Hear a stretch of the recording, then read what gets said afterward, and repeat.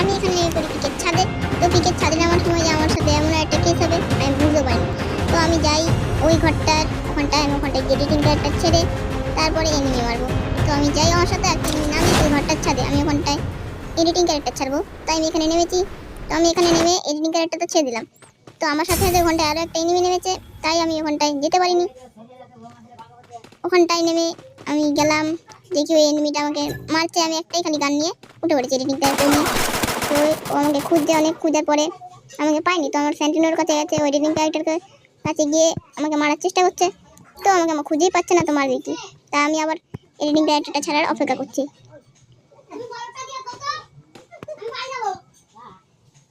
আমার editing character এখনো ফুল হয়নি, তো আমি এডিটিং ক্যারেক্টারটা আবার ছাড়বো।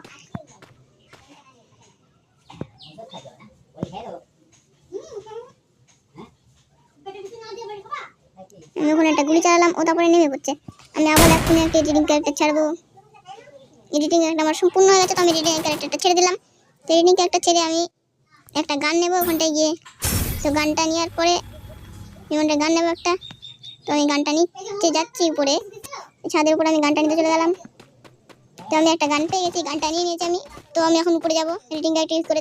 তো যে আমাকে মারছিল ওকে দেখতে পেয়েছি, ওকে মারতে গিয়ে কি দুর্ঘটনা ঘটে গেল, গেমে চলে এসছে একটা হ্যাকার। তো হ্যাকারটা কোথা থেকে আমাকে মেরে দিল দেখো, একটা হ্যাকার চলে এসছে গেমে। তো হ্যাকারটা যখন তো চলে এসছে, তাই হ্যাকারের সাথে আর কিছু করতে পারিনি আমরা।